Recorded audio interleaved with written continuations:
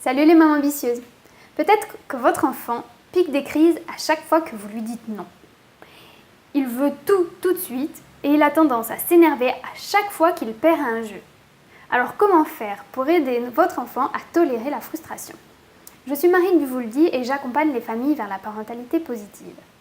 Aujourd'hui, je vous explique un peu les mécanismes de la frustration.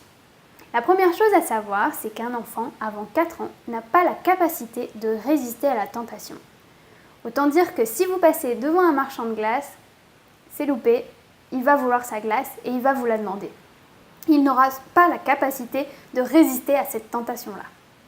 La deuxième chose, c'est que les études ont montré que les enfants qui ont un attachement solide à leurs parents, qui ont une confiance en eux et qui ont confiance en leur disponibilité, ont de plus grandes capacités à tolérer la frustration, à patienter et à résister à la tentation.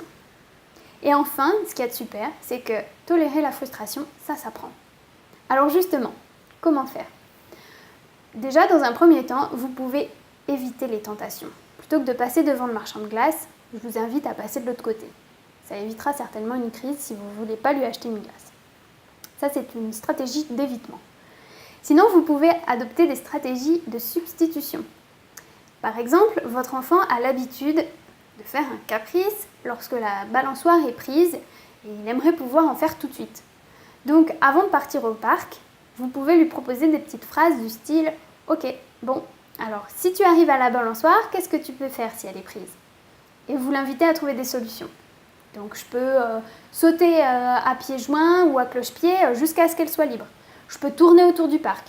L'idée, c'est de lui proposer des petites activités qui sont faciles et qui sont agréables pour lui, qui vont lui permettre de patienter. Vous pouvez aussi lui montrer le bon exemple. On sait que les enfants apprennent par imitation. Donc si vous êtes aux courses et que vous avez une longue file d'attente, vous pouvez en profiter pour lui apprendre le bon comportement. « Oh mince, t'as vu le monde qu'il y a, je vais devoir attendre, ça m'énerve. Bon, c'est pas grave, je vais penser à quelque chose d'agréable. » Ou je vais faire une activité qui est faisable dans la file d'attente, qui soit plaisante. Vous lui montrez un bon comportement pour qu'il apprenne et qu'il imite. Vous pouvez aussi vous servir des jeux symboliques avec votre enfant. Par exemple, utiliser des poupées, des Playmobil et reproduire une situation vécue dans la journée au parc, 2 enfants qui se disputent parce qu'ils veulent la balançoire. Et par ce biais-là, vous allez lui apprendre un bon comportement. Donc voilà, il y a plein de petits outils comme cela pour aider vos enfants à tolérer la frustration.